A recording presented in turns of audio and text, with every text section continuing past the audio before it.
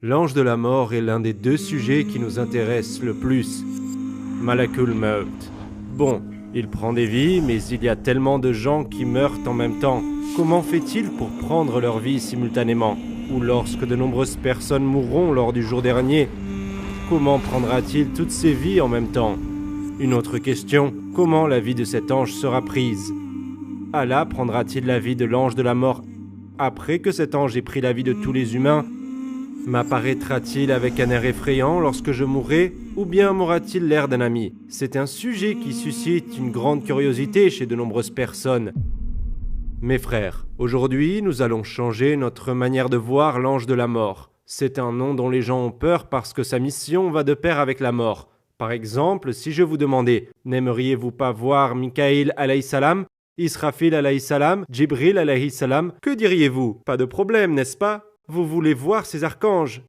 Mais si je vous disais, voulez-vous voir l'ange de la mort, maintenant, dans cette pièce?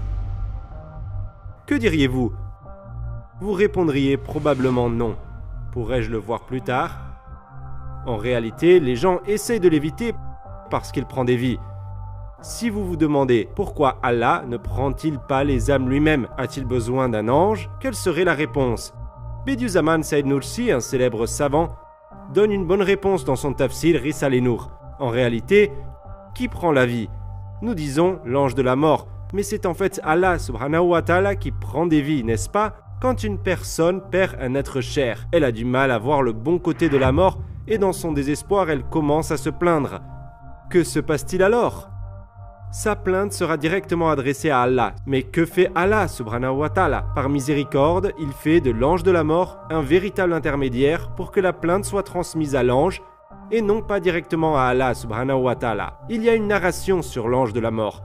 L'ange de la mort dit à Allah: « Ô Seigneur, tes serviteurs m'en voudront pour mon devoir de leur prendre leur vie. » Allah subhanahu wa ta'ala dit qu'il mettra des maladies et des calamités entre l'ange de la mort et ces personnes. Par exemple, pourquoi cet enfant est-il mort? À cause du cancer ou de telle maladie, etc. Vous voyez, la protestation est maintenant dirigée vers la maladie. Quoi d'autre? Il a eu un accident. Lors de la mort, toutes les protestations seront dirigées vers cette calamité, pas vers Allah, vers cette maladie, pas vers Allah subhanahu wa ta'ala, pas vers l'ange de la mort non plus, mes frères. Si ce n'était pas ainsi, nous aurions de gros problèmes.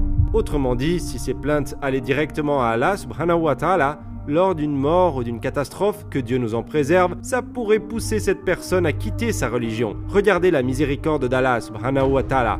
Alors comment l'ange de la mort prend-il la vie des gens? Pensez-y mes frères, nous sommes en train de parler de notre dernier instant dans ce monde, ou encore de notre premier instant lorsque nous avons basculé vers l'autre monde. Comment viendra l'ange de la mort? Quelle sera son apparence? Vais-je souffrir lorsque je mourrai? Beaucoup de gens se posent ces questions. Il prendra l'âme du bon en toute douceur et l'âme du mauvais comme s'il sortait une baleine d'un petit trou. Donc l'ange de la mort ne prend pas la vie de tout le monde de la même façon. D'ailleurs, il ne faut pas tirer de mauvaises conclusions. Certains disent il y avait un individu pieux, il était mourant et a tellement souffert. Et son âme fut terriblement emportée. Il criait et hurlait. Mon frère, nous ne pouvons pas juger sur ce que nous voyons. Nous ne voyons pas réellement la souffrance ou l'absence de souffrance lorsque l'âme est prise. Par exemple, il y a des gens très bons qui meurent d'une manière horrible. Que dit-on dans ce cas-là?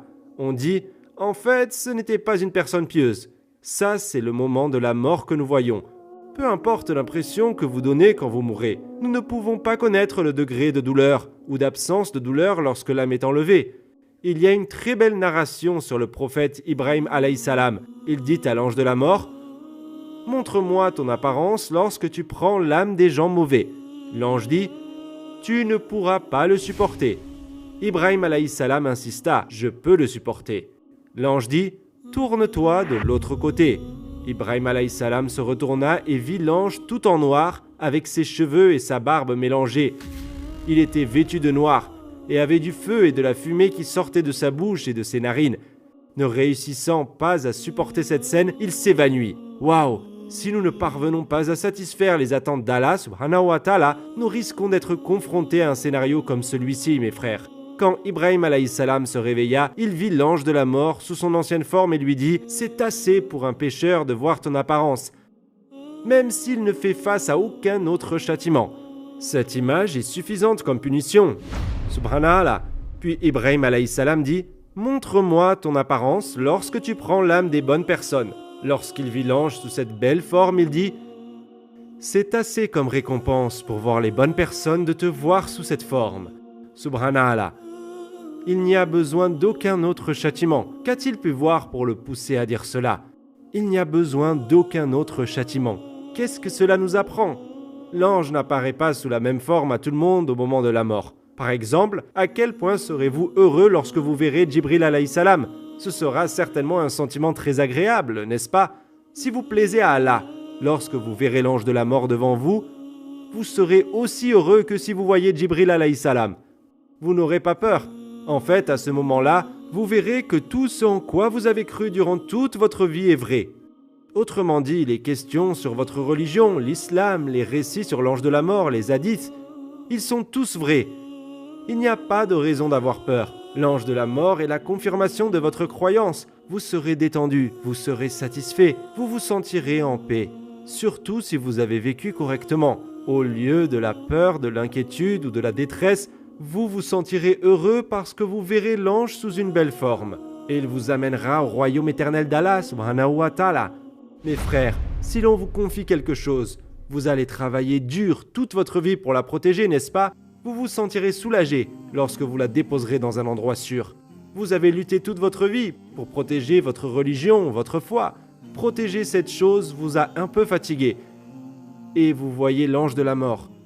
C'est comme si vous revoyez un ami. Vous vous laissez aller, vous lui donnez votre âme. C'est comme si vous la donniez à une personne de confiance. L'ange de la mort n'est pas un ange à craindre, mais un ange exceptionnel à aimer.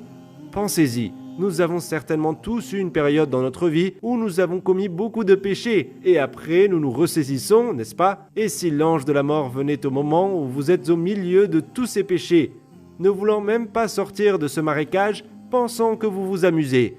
Et s'il venait à vous exactement comme dans le premier incident d'Ibrahim alayhi salam, dans sa forme terrifiante? C'est une situation si mauvaise. Alhamdulillah, Allah nous a donné l'opportunité de nous repentir et nous nous sommes repentis. Mais pour certains, malheureusement, ils auront manqué cette opportunité car ils ne s'y attendaient pas. Qu'Allah subhanahu wa ta'ala nous en préserve.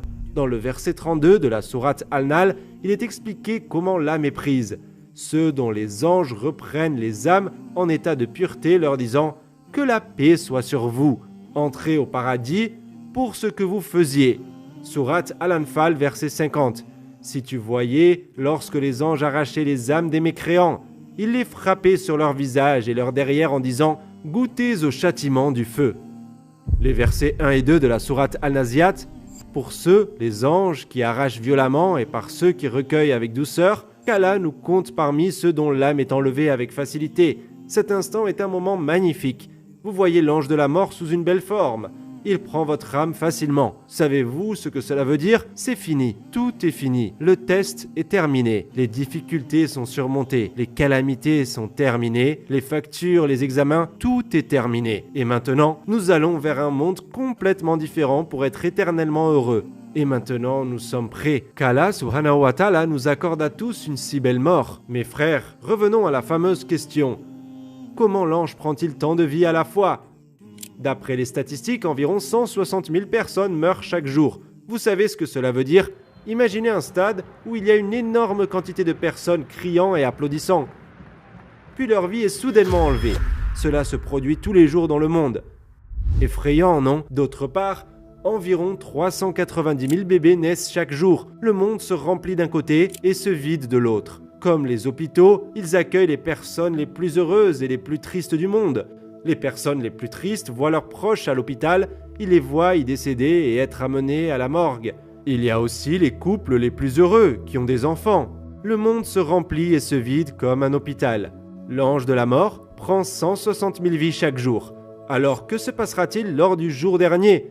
L'ange de la mort prendra-t-il la vie de toutes ces personnes seules? Sera-t-il aidé? Comment cela se passera-t-il? Mes frères, il y a deux avis sur ce sujet.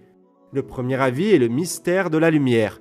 Nous pouvons répondre à la question avec ce mystère. Par exemple, il n'y a qu'un soleil, n'est-ce pas?